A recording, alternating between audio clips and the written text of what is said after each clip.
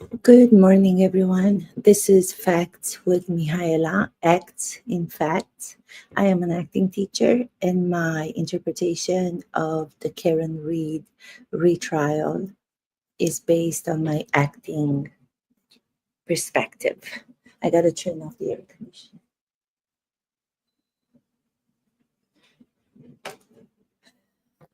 What a surprising day we had yesterday. Hank Brennan and the prosecution. Everyone was expecting for them to do a rebuttal after defense rested yesterday. Hank Brennan says, "No, thank you. I'm done. No, thank you. I'm done. No rebuttal. No recalling witnesses, experts." What does that mean? What does that mean? Does it mean that they are confident in their case? Or does it mean that they did not want to bring back witnesses so they can be crossed by the defense team? Who We all thought that he was going to bring back Dr. Welcher. Nope. He says, no, done. No rebuttal. The closing arguments are going to be this coming Friday. Today is Thursday.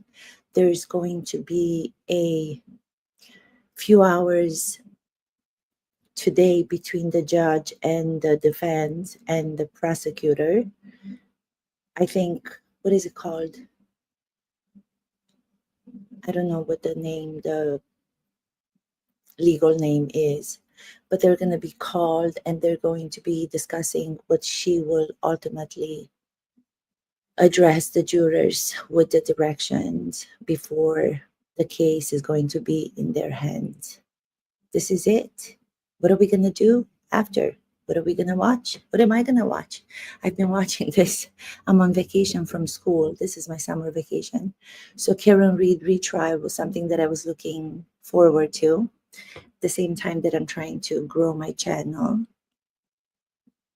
and trying to figure out this live streaming and sharing of the screen and all the little details. Details matter. Details matter, as Dr. Rentschler, the expert from ARCA, said so many times. And what was so brilliant about that is that Hank Brennan took that word in his cross and used it and kept insisting whenever he was asking a question of Dr. Rechler, he kept saying, details matter, details matter, details matter. As an acting coach, as an acting teacher, I'm always thinking from the point of view of acting when I'm watching people. I watch them as if they were characters. And one thing now that both sides rested, what I'm thinking, how do the jurors think? What will the jurors see as facts? What will the jurors see as reasonable doubt? Reasonable doubt. It's not just doubt, it's got to be reasonable, it's got to be common sense. Should Hank Brennan have rested? Should he have brought more witnesses? Did he need to? Did he have a good cross examination of Dr. Rentschler? I don't know. But what do we think about the behavior of Karen Reed? And how will that play in the juror's mind when they start deliberating? When you watch a movie, when you watch a theatrical experience, as an audience member, you like the characters you're watching, you don't like them. There are moments where maybe you applaud them, and then there are moments when you don't. What does it have to do with? It has to do with the behavior, it has to do with their way of being and how much you can identify with them. I was just wondering how much will that influence jurors. And I don't even know if they are allowed to be influenced by Karen Reed's behavior. I know they can take into consideration the clips from all of her documentaries and interviews that she's done, but I don't know if they're allowed to be influenced by her behavior in court, because she's really animated. She's not a person that holds back the way that she feels. You could see all of her feelings on her face, in her body gestures throughout the retrial. I'm nervous. That's why I'm trying to catch my breath. So I found this article from New York Post. I think it was from yesterday about Karen Reed. And let's see what the article says. Karen Reed flashed sinister smirk as gory photos of her dead cop boyfriend, John O'Keefe, were shown in court. Karen Reed flashed sinister smirk as gory photos of her dead cop boyfriend were shown in court.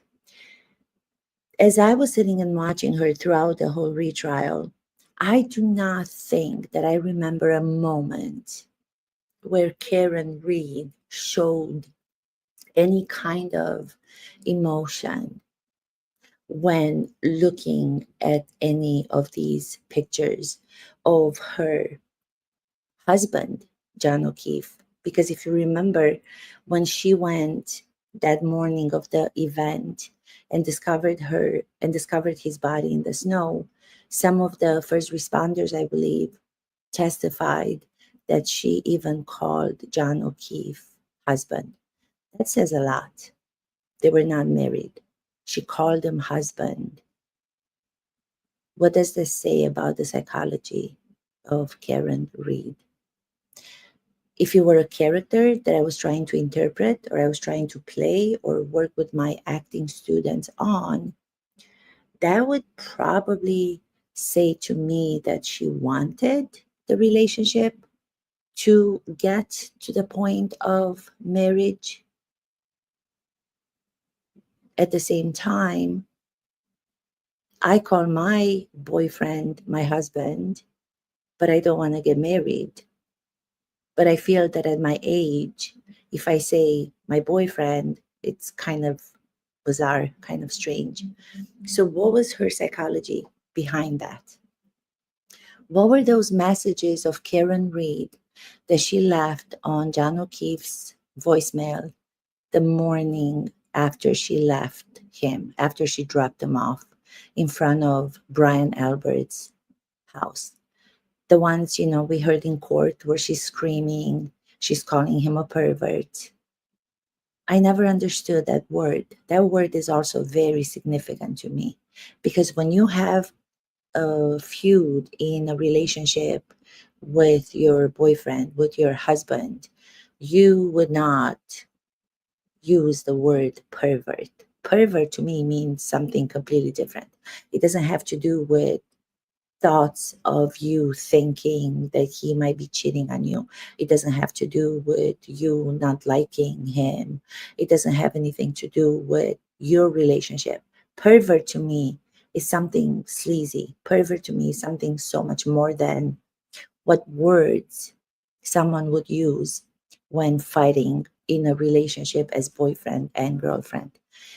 I think that she left those messages on the phone of John O'Keefe knowing or having some sort of understanding in her drunkenness that she could have hit him. She probably saw that she hit him. She thought it was a minor hit. She thought she was going to go back to his house. He was going to go into the house of Brian Albert and the other people who were there, where she was also supposed to go to, but then changed her mind because they had a fight in the car. But I think as the time went, before she found him that morning, before she found him with Jen McCabe and Carrie, she probably was starting to realize he's not calling, he's not answering my phone calls. And I think her messages with such hate towards him, in those messages, she used the word pervert. She probably realized that the hit could have been more than what she thought in the beginning. Because I don't think she intentionally did it to take him down. I think she was upset after the fight. I think she was upset after Jen McCabe was telling John O'Keefe how to find the location of the house of the party by reminding him that it's very close to Bella's mom's house. Bella's mom's house was the person that years before John O'Keefe was in a relationship with. Karen Reed had an affair, had a relationship. She got upset, decided not to go in, said, "You go in if you want." Maybe she was upset that he didn't want to go with her because she says in one of the interviews that she thought that maybe she could have clipped him. And she also thought that maybe he was trying to flag her down to say, "Hey, I'm coming. Wait, I'm coming, Karen Reed. I'm coming with you." So she was hoping that he would go with her. But I don't know. I just think those messages that she left on that phone for his voice voice call, for his voice, those voice messages were kind of intended to sound so horrific. A lot of people on the side of Karen say that those prove her innocence. Why would anybody leave those messages if she knew that she could have hit him? You wouldn't want to play the bad girlfriend if you knew that you hit him. But I don't know. I think that's too general of an understanding. I think that the specificity, the details in a character psychology is so much more deep than that. I think that's just a superficial kind of understanding. What if subconsciously she left those messages knowing that she could have hit him more than she did, and knew that the cliche way of leaving messages to show your innocence would be to play nice, and thought to herself, well, I'm gonna start screaming because that will show that I'm innocent. I had nothing to do with hitting him. What if she thought that far in advance? What if she thought that much deeper? Because I think she's an amazingly intelligent, bright woman. Very, very, very. But I don't know. I don't know. I'm just, as I'm saying, hello. I'm watching it from an acting perspective. Again, I'm watching it from an acting perspective. I'm not watching it from a legal analyst perspective. I don't know anything about that. I don't know. That's what I would be questioning if I were to play her as a character or work on a character such as Karen Reed with my acting students. This is so crazy. I don't even know. I do not know. I don't know. What do you think? Sander, hello. Wait, are you saying Karen Reed did it? Hello, Sander. Wait, are you saying Karen Reed did it? I am going much more on that side after watching this second retrial. Yeah, that's what I'm saying. You must be watching a different trial. Stevie Wonder could see this is a setup. I understand your opinion. If I'm looking at the different sides, to me, the most realistic and the most common sense would be, at this point, the prosecution's case. I don't feel the defense proved. I know they don't have to prove their case. I know the prosecution has to prove their case. I just am looking, again, from the perspective of an audience member and trying to figure out, using my common sense, using my background, using my life experiences, and my understanding of psychology transformed into behavior as an acting teacher.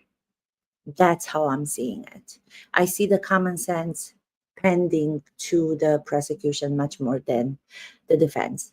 But I appreciate your opinions. I think that's what's so fascinating about this trial, retrial, first one too, but this much more, because we have a new, even though the defense was the same as in the first trial for her, this one we had a new player. I'll call him player, Hank Brennan, and he played it completely differently. Completely different. His strategy was completely different than the first trial, in my opinion. I think that he was much more linear in his presentation of the fact. I think he left out a lot of people that took away from the defense's strategy. I think the defense team had much more loss this time around because the prosecutor knew not to call those people that we all thought were going to be called: Brian Higgins, Brian Albert, and Michael Proctor. So I think he kind of took away from the strategy of the defense team. What do you think? Sander, what do you think?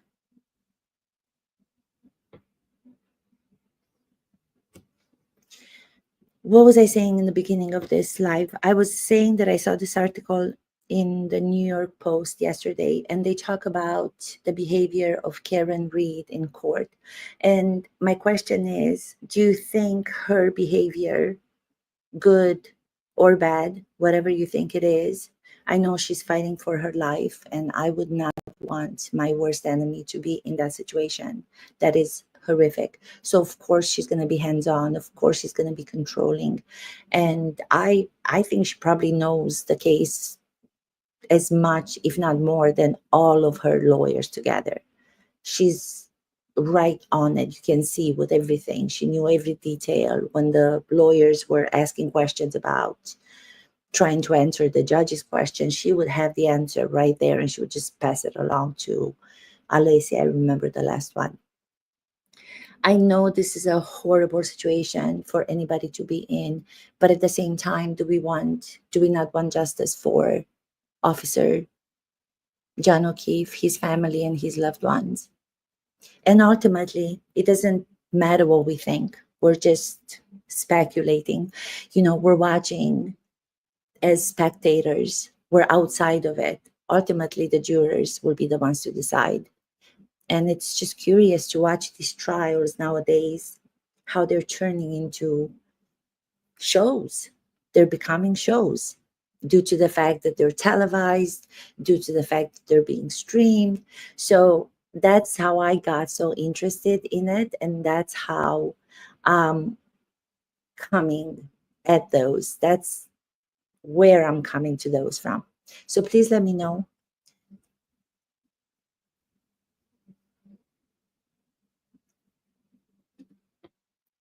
All of them, prosecution witnesses are dodgy. Yes, I agree. They are. But are only the prosecution witnesses dodgy, or are the witnesses, some of the defense witnesses dodging? How do you say the word? Dodgy. English, come back, English. I have days when I don't have my English with me. Makes a decision on its own to stay away, and I can't speak. I agree. Bizarre witnesses, bizarre events, bizarre experiences with this retrial. That's why it's so fascinating, because nothing is black or white.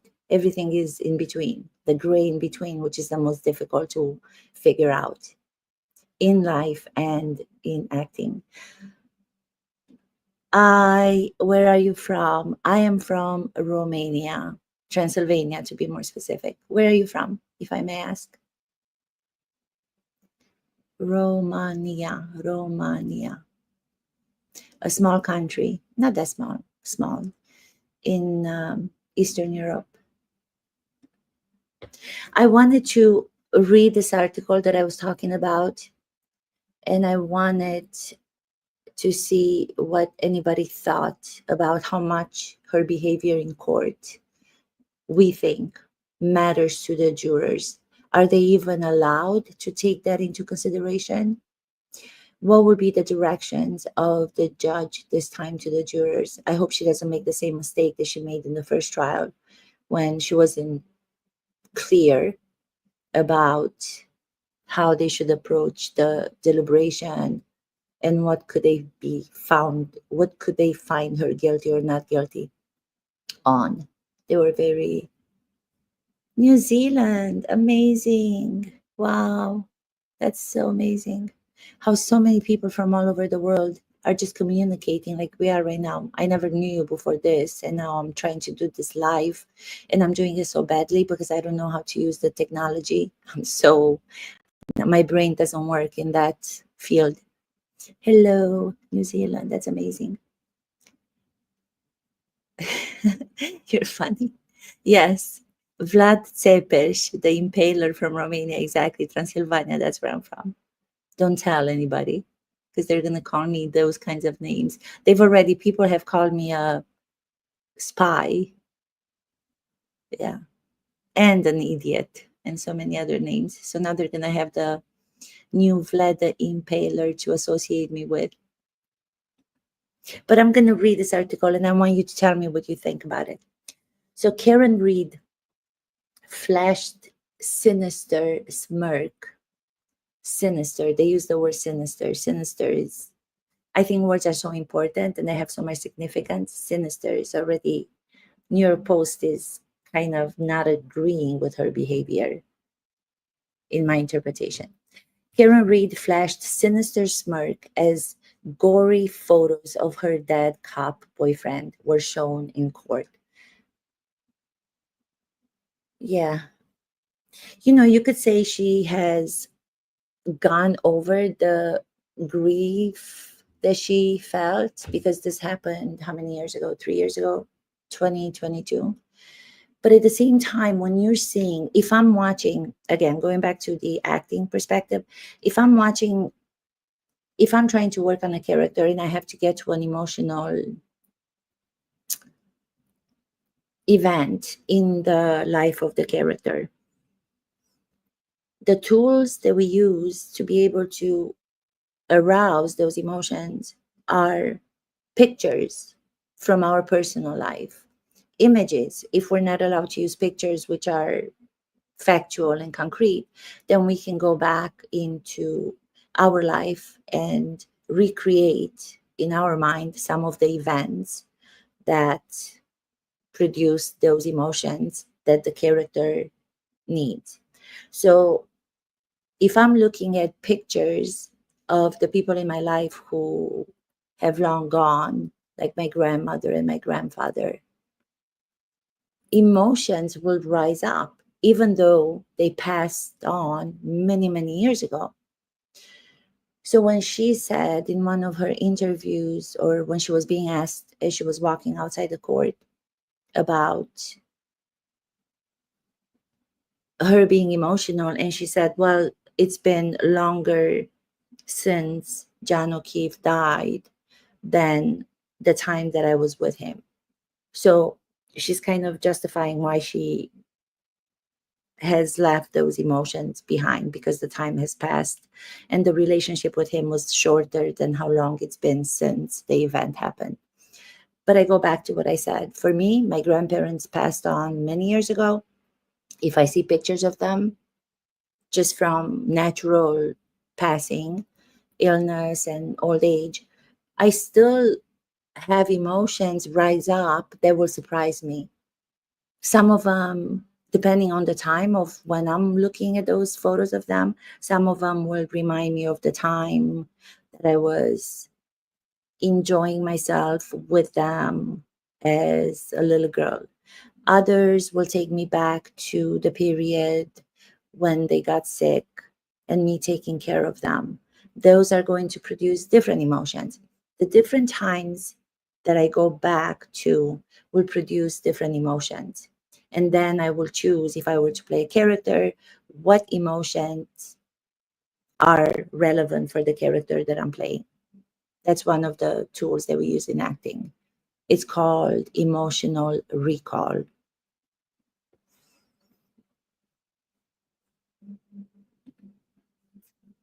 Method acting. Oh my goodness, Sander.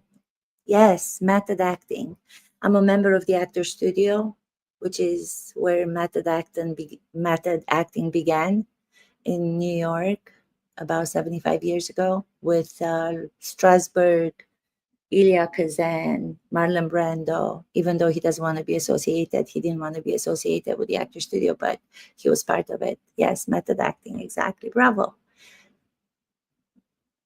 Okay, let's go through this article. If I know how to use my second monitor. Karen Reed flashed a sinister smirk during her Massachusetts murder retrial Tuesday. So the pictures were shown again Tuesday, meaning the day before yesterday. The same day, jurors were shown gruesome photos of her boyfriend's battered, lifeless body. I don't remember exactly seeing that, but I've seen her look at those pictures during the trial, but I don't remember Tuesday, the moment.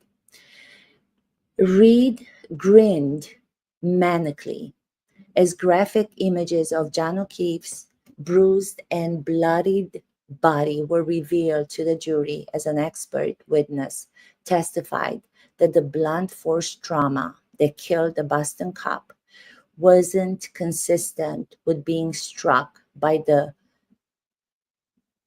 SUV. So it must have been when Dr. Rentschler was testifying. Was this in cross-examination? Boston cop was inconsistent with being struck by the rear of the SUV. Kofi, yeah, I think so.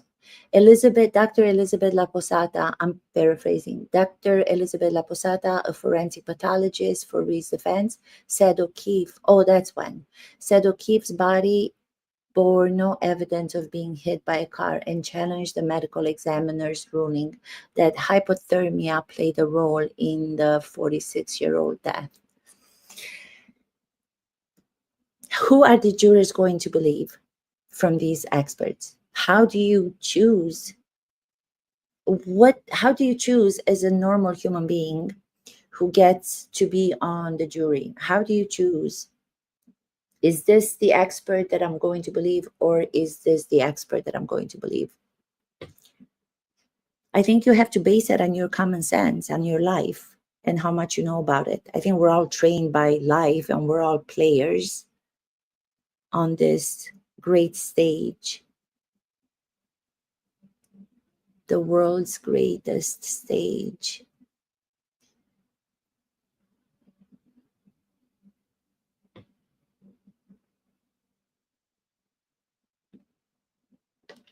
That's a cool thing to say about not have feelings now due to time passing. I think that's what she said. I don't know exactly, but I'm sure I heard that somewhere, and also that she's fighting for her life. I think that was said in the documentary that she did. So I don't know. But will the jurors take those clips that Hank Brennan showed throughout the trial? Will they take those into consideration? Well, what sense will they make of those? How will they interpret them? Because it's all left to their interpretation and common sense, I think, based on their life experiences, which are going to be unique to each individual in the jury room.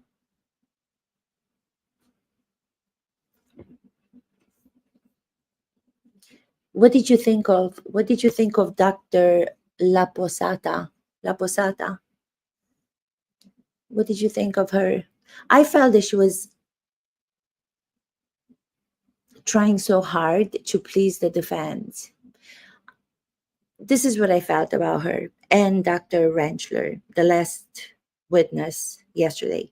I felt that they were going out of their ways to try to answer the question that John O'Keefe was not hit or could not have been hit by the defendant's SUV even before they were being asked the questions. I felt that every time they got a chance, they got an opportunity to bring that in and to say it and to repeat it and to repeat it. They did. So that showed me that they were biased. That showed me that they were trying to, they were on the side of the defendant. Will the jurors take that and see it the same way that I did? Or will they understand it to be completely different than what the experts of the prosecution said and decide to believe their testimony?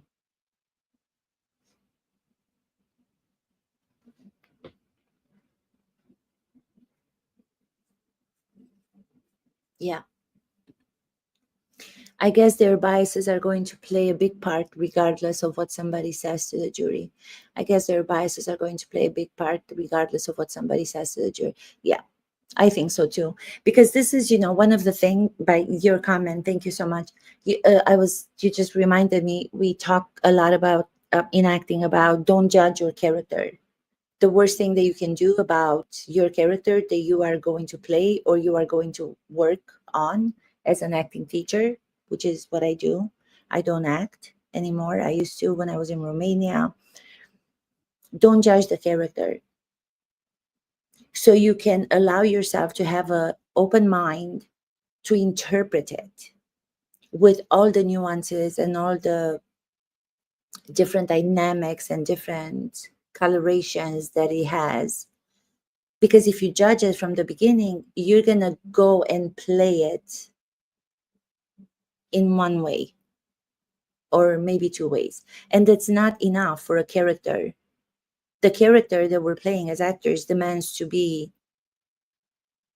respected and be played as a credible human being with all of the facets of what it's like to be a human being. So will the jurors be able to go and leave their personal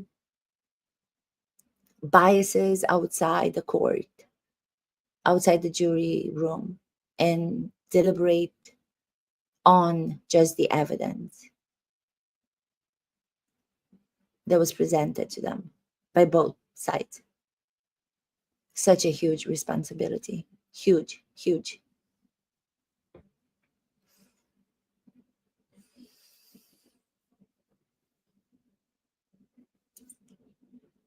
Continue with the article. The body did not have any hypothermia, La Posata testified, noting additional marks on his arm were likely caused by an animal bite or claw before his death. That to me does not make any sense. That never made sense. Even though in the first trial there was much more, that could have been much more evident that it might have happened. That would have been evident that it could have happened. The possibility that it would have happened was much more plausible. But this time around, I don't feel that the defense were stuck on it because they probably started to realize that it was not going to be successfully proved. There was no dog DNA on the arm. There was no hair. There was no anything to do with dog. And because this time around, they did not go so much with their first strategy, which was to show that a third person could have killed them. I think in the first trial, they were placing that on Brian Albert. And this time around, they started to blame Higgins, that he could have done it. Third party culprit. But even that, to say that Brian Higgins was so infatuated with Karen Reed when he was not even the one that started the emotional communication between the two, it was Karen Reed. And I think Karen Reed, having seen Brian Higgins in the first trial, and I mean no disrespect to anybody, I do not think that Karen Reed even really liked him. Okay, she kissed him one time, but I think she was trying to make John O'Keefe jealous. I think she really was in love with John O'Keefe, and I think she wanted more out of that relationship. And I don't think that John O'Keefe was giving her what she needed in that moment. So she tried to reach out to this other person to somehow make herself feel better that somebody else is responding and making John O'Keefe jealous without in for herself to feel better, not letting John O'Keefe know. So I think for people, or for the strategy of the defense to be that Higgins had a motive to kill John O'Keefe because he was in love, he was infatuated, there was a romantic connection between him and Karen Reed, and you could see it at the bar that he was gesticulating and he was calling out to John O'Keefe to get him to go to the house. That was not common sense to me. That was not common sense to me because I'm thinking back to my similar event in my life when I would go out with people and I would say to people, come on, we got to go, we got to go, we got to go. And we were playing around and we were play fighting. I think that was such a not common sense.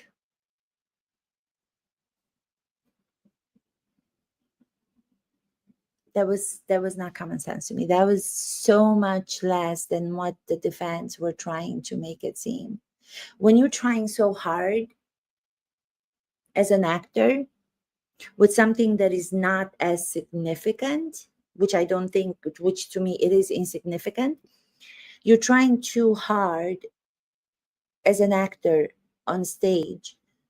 Instead of bringing the audience to you, you're going to push the audience away if you're trying hard, because the audience will sense that you're trying so hard to be liked as an actor rather than believe in your choices and your strategies and your decision making and questions that you have about the character and try to figure out how to play the character. If you're trying so hard to convince the audience this is who the character is, trust me, this is how good the character is, this is how amazing the character is, this is how big my life is, the audience will be pushed away rather than entertained. The more you believe in what you're doing, the less you try to convince the audience, the more they will believe you. You as the actor have to believe in the events. The events have to become common sense based in reality events, even though the story is a fictional story. So I think life behavior of humans and actors' behavior in acting are so similar, and I'm learning so much watching both. I think acting should be a manual for anybody. We don't have a manual for life. I think the manual for life should be acting.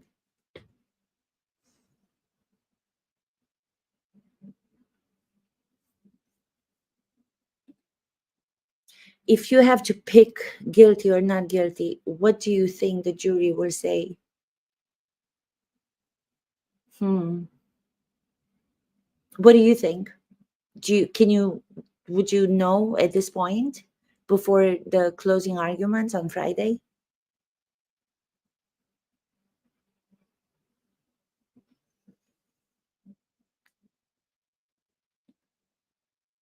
Crime of passion, alcohol involved, people get crazy. That sounds so common sense to me. That is common sense. That is, yes, I agree 100% with that.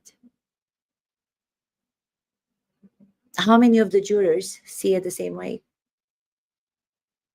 How many believe the defense's strategy that it was all a conspiracy to frame her by the incompetent police work and the police officers?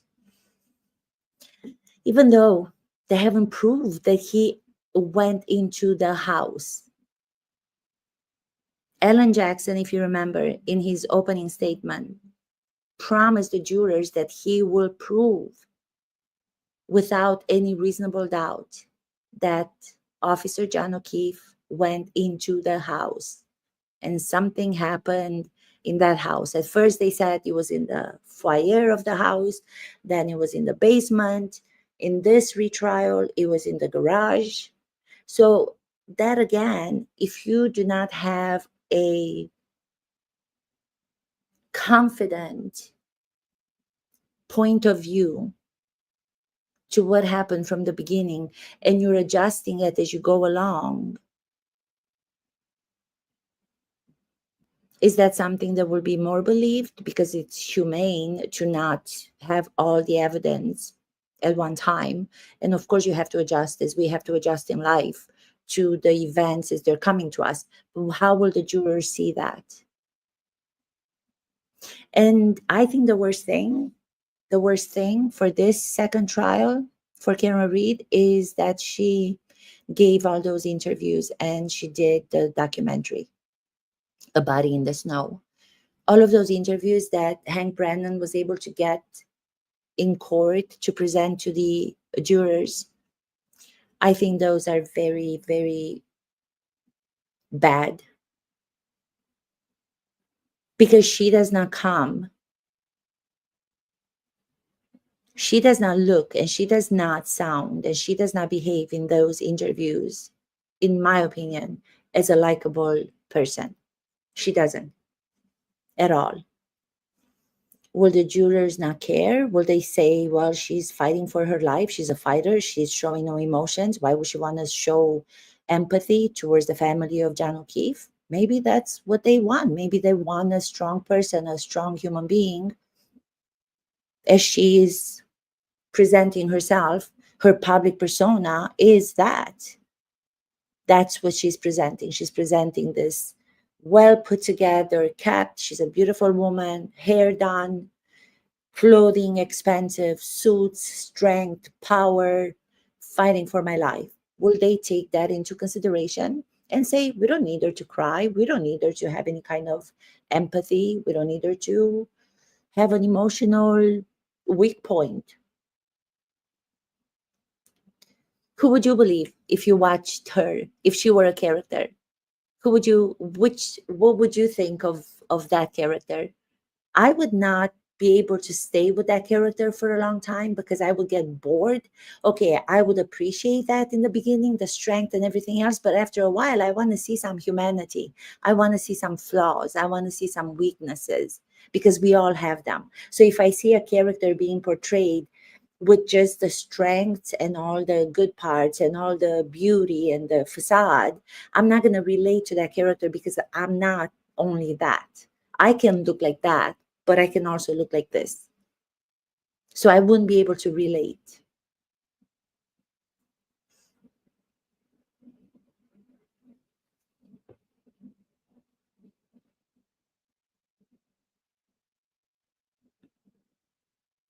I think she did the interview. I saw the comment before that you made. You think she's not guilty? I think she did interview and documentary because she has exhausted all of her finances on this trial. She's getting so much money from what I'm understanding from people who are sending her money. And I understand the lawyers are not getting paid. They don't want to get paid. And I know that they spend a lot of time out in restaurants and they have a very rich and abundant nightlife.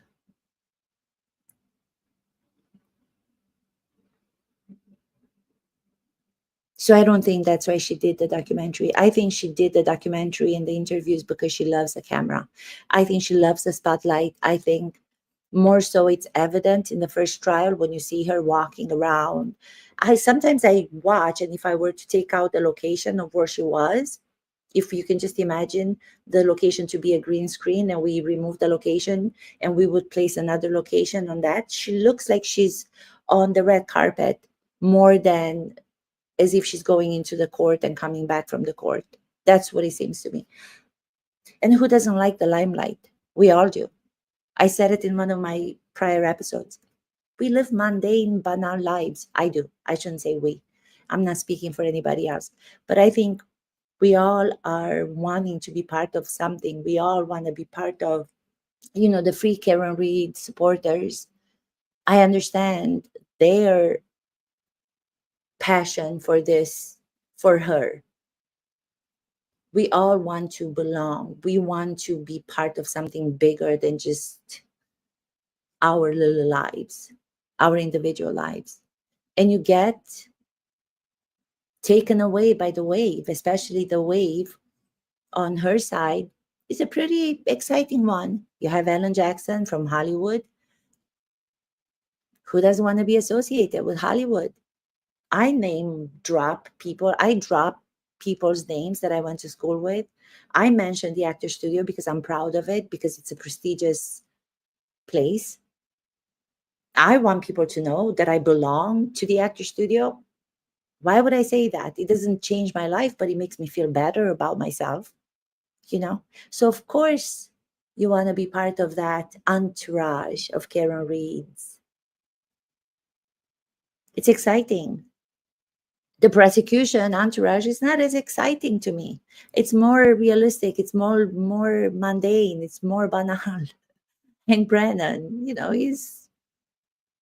I think he's a star, to be honest. I think after this retrial, I think he came on to this retrial, and I think the defense attorneys were a little bit taken aback because they were the principal characters. Everybody was watching them, everybody was following them. Majority, even now, the majority of people in the world are on the side of Karen Reed and her defense.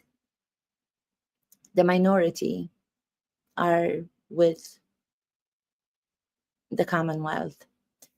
As I want to ask you this question. I don't know if you're still here. No ring. I wash too many dishes. I wash too many dishes. So I don't want to lose it. I don't have jewelry. I don't do jewelry. I just have this necklace that stays on the whole time. This is a evil eye that I got from my sister in Greece. And this is a cross that I got from her also. But I don't have any jewelry. For the conspiracy theory to work, people have to assume that all those people against Karen Reed who decided to frame her for the murder, for the alleged, for the killing of John O'Keefe, they would have to be so much smarter to be able to pull it off. I don't think they're that smart. They were incompetent as police officers to do their everyday work as police officers. How is everybody giving them so much credit to see them as so brilliant to be able to pull off this framing of Karen Reed?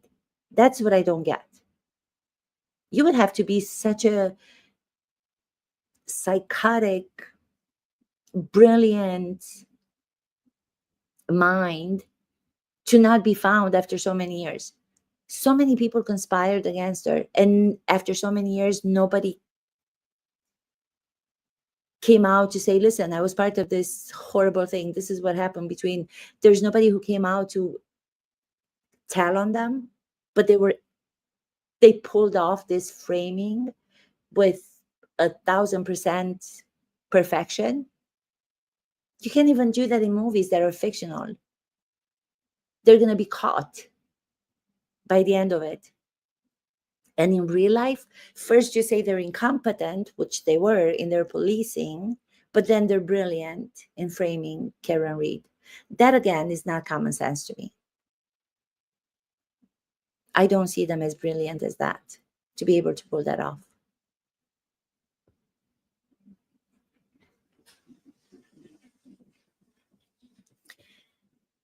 The body did not have, we did this. Okay. Daniel Wolf, an accident reconstructionist who previously testified for the prosecutor in Reed's first trial, took the stand in her defense, arguing the broken glass from her car tail light was not caused from hitting a person.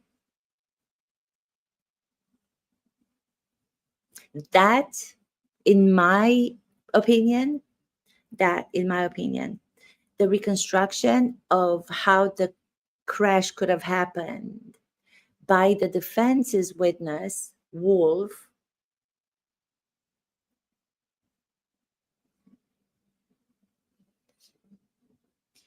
who was trying to show in his testing that the broken glass from her car's taillight was not caused from hitting a person, proved completely the opposite of what he wanted to prove. I think it was the best evidence from the defense's witness for the prosecution's case. And I'm still shocked that the defense lawyers allowed those tests to come in. I'm still shocked. I think it's the best evidence from the defense. It's a gift from the defense to the prosecution. People and the jurors saw it. They visualized it. Before, nobody could say that it could have happened because it was just a theory. You can talk about a thing for as long as you want, but as soon as you show the visuals to it, that's what's going to stay in your mind. That's going to be more imprinted in your mind than the words. It's the same with movies. Why do we watch movies? Why can't we just sit at home and read scripts of the movies? Because it's not as powerful. I think that visual was the best evidence from the defense to the prosecution's case. And it showed exactly what, I don't know if you watched the first trial, but it showed exactly what Trooper Paul, the poor guy who was being ridiculed after the first trial when he had a hard time on stand, being cross-examined by Ellen Jackson. He wasn't a great speaker and he was shy, and he said exactly what we saw in this retrial, in this presentation. He said exactly the same thing. I watched the clip from that first trial and he said exactly the same thing at that time, and everybody laughed at him because he even used the word pirouette. John O'Keefe could have pirouetted after being hit by the defendant's SUV, allegedly, twisted, pushed to the side on the lawn, pirouetted, and everybody ridiculed him. Everybody owes him an apology because he was right, but because he wasn't a great public speaker. And this is what I'm talking about, trials being as spectacles. You can be the best expert, but if you're not a great public speaker, if you don't know how to respond in a way that's going to be credible, you're going to be considered not credible, even though you have the evidence that you are credible. It's all about spectacle nowadays, in trials, in other companies outside of acting. It's all about public speaking and how credible of a character you are, I think, in every field, in every domain. So, yeah. Why do I say so? Yeah. Well, Reed, 45, is accused of deliberately backing her Lexus SUV into O'Keefe before he died on a drunken night of arguing and partying in January 2022. His bloody body was found in the snow outside a friend's house in Kenton the morning after Reed drove him there to party with some of his cop buddies during a blizzard. The couple reportedly had a rocky relationship before the fateful night. Reed's first trial ended in a mistrial last summer after jurors could not reach an agreement over the second-degree murder and manslaughter charges. Her defense argued O'Keefe was beaten by his cop friends and dumped in the snow where he was found, and that his pals tried to frame Reed, who has pleaded not guilty to the charges, against her. They also claimed her late officer Bo was attacked by his friend's dog before he died. See, to me, that is how her defense argued. O'Keefe was beaten by his cop friends. So, okay, let me.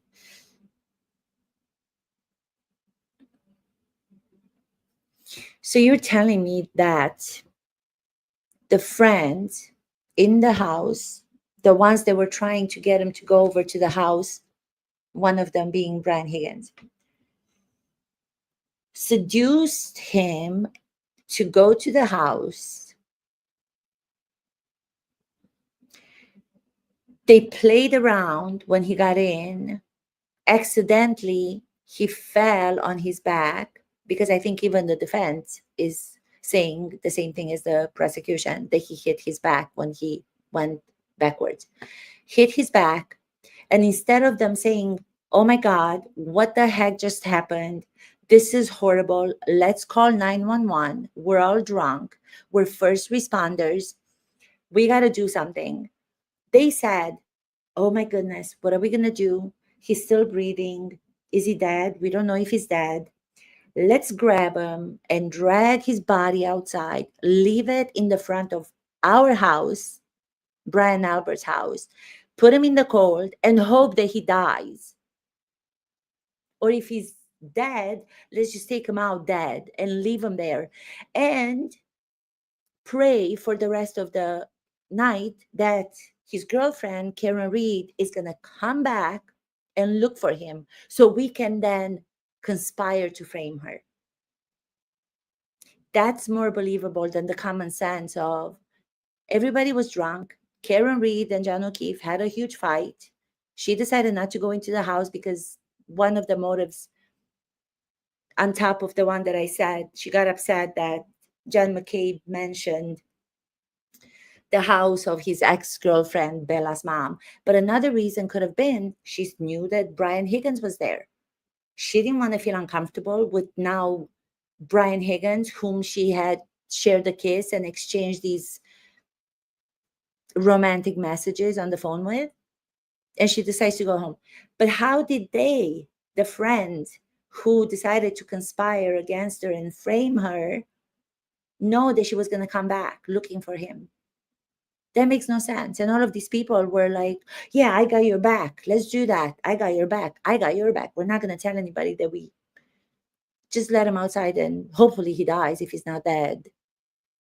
And then Karen is going to come back in the morning and she's going to call probably Jan McCabe and she's going to, how do you explain that?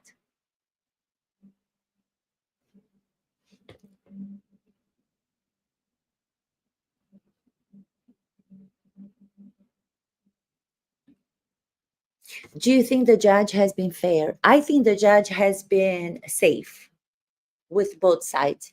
I don't think she's a risk taker. I think she's doing everything so safely within the box of what she needs to do. I think she could have been more in charge of the courtroom. I think she was weak with both sides. Or played safe.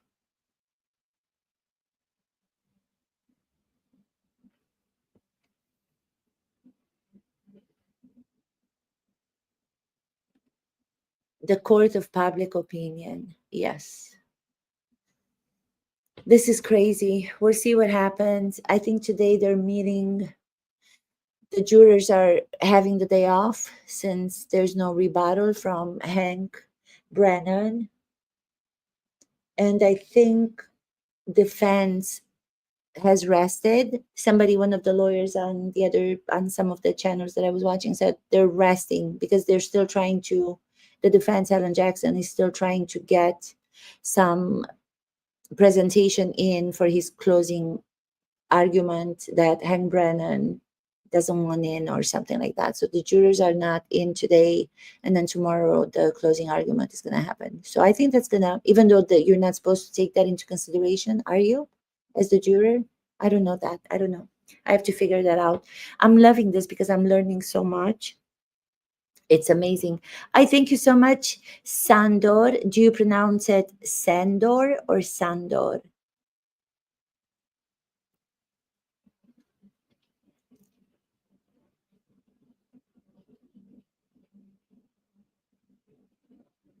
Let me know what you think. If anybody's going to be watching this after I finish it, after I finish the live, let me know what you think. If the behavior of Karen Reed outside of the clips that were shown and entered as evidence, if her behavior from the court during the retrial will be taken into consideration by the jurors. Are they allowed to take that into consideration? How do we know if they do or not? I'm curious to know. It's just too fishy. I think the FBI is going to get involved after the verdict. They did already get involved. They already did. The FBI already was involved, and they found out that there was incompetent behavior, meaning incompetence in and bias, but not anything having to do with conspiracy theory. Nothing at all. There was no evidence of anything to frame Karen Reed. Was Proctor insensitive to write those horrific messages at the address of Karen Reed? Yeah. But imagine if you take anybody's phone right now who thinks my phone is not going to be seen by anybody else. What messages do you have? Have you ever written horrible things about a person? That doesn't mean that you're going to frame that person to be found guilty of a crime the person did not commit. It doesn't mean that. I mean, I've had people that I've been angry with, said horrible things to. Would I go so far as to say, oh, I'm going to frame this person? There's a huge salt that you have to do. Salt in Romanian, how do you say it? There's a huge jump from being incompetent and being insensitive as a human being, which Michael Proctor was, but there was no evidence by the FBI that he or his friends or he and his friends and everybody else, 50 people, first responders, everybody conspired to frame Karen Reed. No such evidence. So we have to wait until next week for the verdict. Sandor is a character from Game of Thrones. I am the only person who has not seen Game of Thrones. Isn't that crazy that I don't know anything about that? I never got into it. Well, I never tried to get into it. That's so cool. Oh, I'm just realizing, oh my God, Sandor. That's beautiful. I didn't know that. That's why I can't see. Oh, I see it. The character. Yeah. That's so amazing. Here I am talking about acting and I haven't seen Game of Thrones. I haven't. Am I the only person in this whole universe who has not seen that? Speaking of conspiracy theories, let me see your search history. Ha ha ha. Yeah. Speaking of conspiracy theories, what's up with Romania not honoring the election? I don't even want to get into that. We'll get into it on a different episode. I had my dad and I were watching it before Karen Reed retrial that was going on. It's a lot going on there. Thank you so much, Character Sandor, and thank you for teaching me a little bit about Game of Thrones. Have an amazing day. Have an amazing week. We'll see what happens. We'll see what happens with Mademoiselle Karen Reed. We'll see what happens with Mademoiselle Karen Reed. Thank you for watching with me. You are my live audience from New Zealand. I woke up and honest to God, I wasn't going to do this because I was like, what do I have to say? I don't have anything to say. What do I know? What do I know? But then I have to keep reminding myself, well, I want to talk about it because I am an acting teacher. So I can talk about it from that point of view, from that perspective. And then also I wanted to do a test to see if I am able to get into my shared screen with the article, and I got it, but I don't know how it looks at the end. I'll see. Thank you so much for watching this, and we'll talk soon.